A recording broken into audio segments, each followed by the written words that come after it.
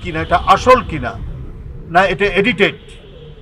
তারা সেই laboratory test করে দেখেছে এটা একেবারেই অর্গানিক, এটা একেবারেই জীবন্ত, এটা শেখ হাসিনার কথা।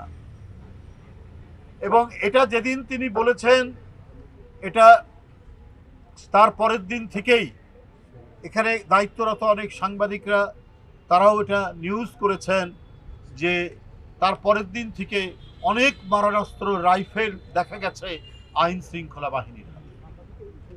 তাহলে আজকে আমরা যারা এখন গণতন্ত্রের স্বাদের কথা বলছি, আমাদের প্রত্যেককেই মাথায় রাখতে হবে, আমাদের কোনো ঝগড়া বা গো ধরা বা শিশু বাচ্চার মতো চকলেট আমাকে পেতেই হবে, এই ধরনের প্রবণতা থাকলে ফ্যাসিবাদ কিন্তু নানা ছিদ্র পথে প্রবেশ করতে পারে, এবং তারা যে চেষ্টা করছে না তা নয়।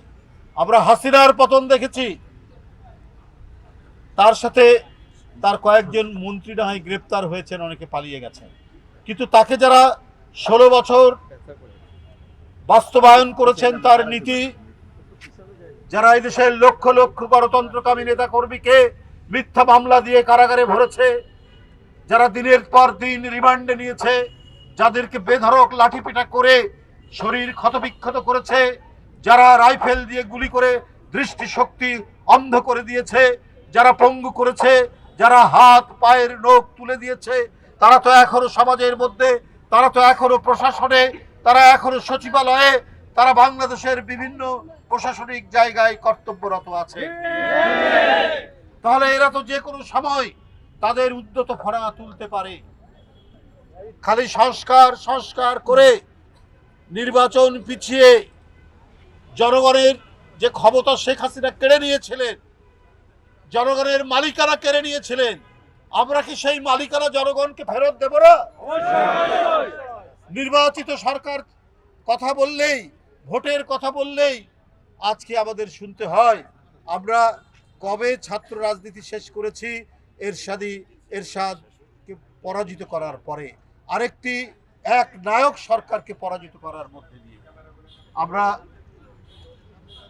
গণতন্ত্র এবং সংস্কার এগুলোর অর্থ কি আমরা কিছুই বুঝি না? আমরা তো আমাদের ব্যক্তিগত কোনো দাবি, আমাদের চাকরি দিতে হবে, ভালো আমাদের চাকরি দিতে হবে, আমাদের এতখানি ইয়ে দিতে হবে, এটা দিয়ে তো আমরা করিনি। দেশনেত্রী বেগম খালেদা জিয়ার আহ্বান, সেই আহ্বান একেবারে নিরেট খাঁটি, ওটা হচ্ছে গণতন্ত্র।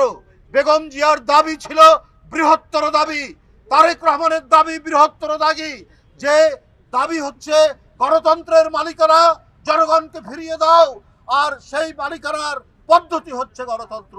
আমরা কোনো ব্যক্তিগত, কোনো গোষ্ঠীগত দাবি করিনি, আমরা দাবি করেছি জনগণের দর্শন, সেটা গণতান্ত্রিক দর্শন, যেখানে প্রত্যেকটি ব্যক্তি দেশের একজন মালিক হিসাবে, দেশের একজন অধিকার সম্পন্ন ব্যক্তি হিসাবে গড়ে উঠতে পারে, সেটাই হচ্ছে গণতান্ত্রিক অধিকার।